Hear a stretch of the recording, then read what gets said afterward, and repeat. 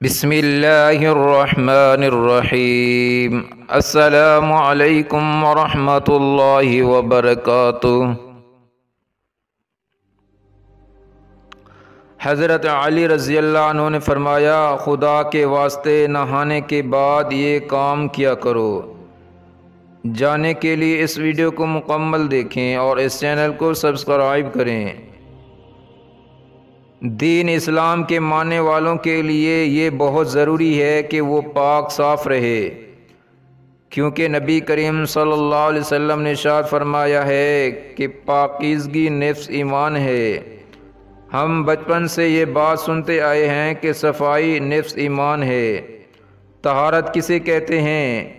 دین اسلام میں پاکیزگی حاصل کرنے کے لیے مکمل رہنمائی کرتا ہے۔ قرآن مجید اور احادیث میں ان کی مکمل تفصیل موجود ہے۔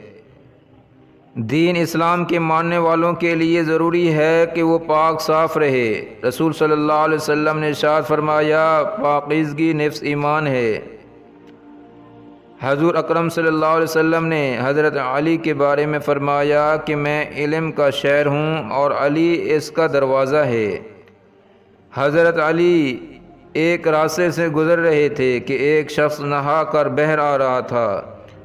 حضرت علی اس کے پاس گئے اور فرمانے لگے، اے بندے خدا، نہانے کے بعد ننگے سر باہر نہ آیا کرو، سر کو صحیح طریقے سے ڈھانپ لیا کرو، کیونکہ ننگے سر بہر آنے سے انسانی دماغ پر بڑا اثر ہوتا ہے اور بیماری کی وجہ بنتا ہے۔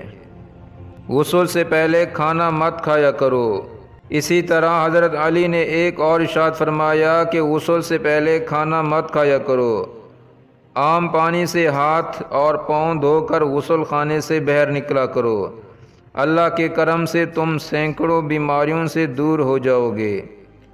کتنی خوبصورت بات ہے کہ حضرت محمد صلی اللہ علیہ وسلم نے حضرت علی کے بارے میں فرمایا کہ میں علم کا شہر اور علی اس کا دروازہ ہے، اور انہوں نے سینکڑوں بیماریوں سے نجات حاصل کرنے کے لیے ہماری روزمرہ کی عادات میں ایک عادت کو ٹھیک کرنے کے بارے میں بتایا۔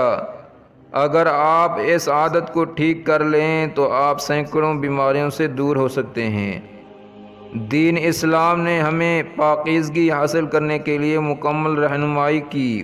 قرآن مجید اور صحیح حدیث میں تمام چیزیں محفوظ ہیں۔ بعض لوگ شرم کی وجہ سے ایسے مسائل پوچھنے سے کتراتے ہیں جبکہ یہ صحیح نہیں ہے۔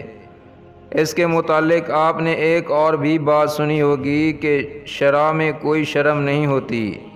ہمیں علم حاصل کرنے کے لیے ہر قسم کی معلومات کے متعلق پوچھنا چاہیے، ورنہ غلطی پر غلطی ہوتی رہے گی اور گناہ لازم ہوگا۔ اس لیے غسل کے متعلق لکھا گیا ہے کہ غسل کن کن حالات میں کرنا چاہیے۔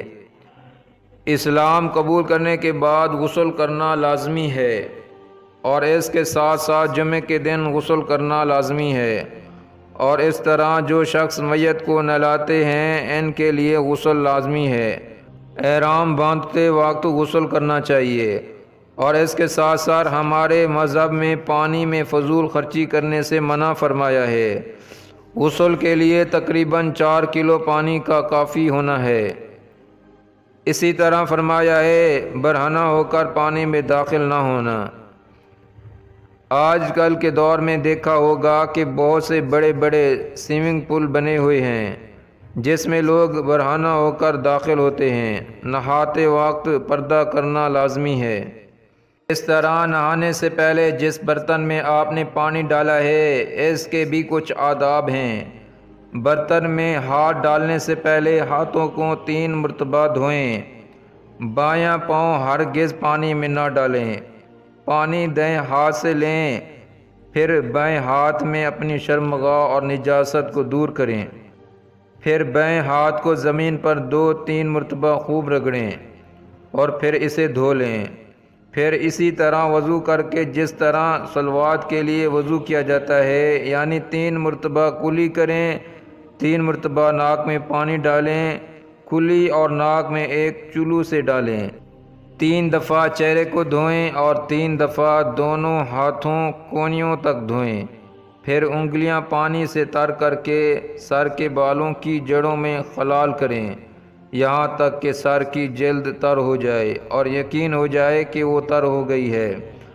پھر سر پر 3 مرتبہ پانی بہائیں، پانی تمام بدن پر بہائیں، پہلے دائیں طرف پھر بائیں طرف۔ پھر دونوں پیروں کو 3 مرتبہ دھوئیں، انگلیوں کی خلال کے ساتھ پہلے دائیں اور پھر بائیں۔ غسل میں کتنے فرض ہیں؟ غسل میں 3 فرض ہیں۔ مسئلہ نمبر 1، منہ بھر کر کلی کرنا کہ ہونٹوں سے حلق کی جڑ تک، داڑھوں کے پیچھے، گالوں کی تہہ میں، دانتوں کی جڑ اور کھڑکیوں میں ہر جگہ پانی بہہ جائے۔ نمبر 2، ناک میں پانی چڑھانا تاکہ دونوں نتنوں کا جہاں تک نرم حصہ ہے وہاں تک پانی جا سکے۔ بال برابر جگہ بھی دھلنے سے نہ رہیں۔ تمام ظاہری بدن یعنی سر کے بالوں سے پاؤں کے تلوؤں تک جسم کے ہر پرزے پر رونگٹے پر پانی بہنا۔ میرے پیارے دوستو، اس ویڈیو کو زیادہ سے زیادہ شیئر کریں اور اس چینل کو سبسکرائب کریں۔ جزاکم اللہ خیرہ۔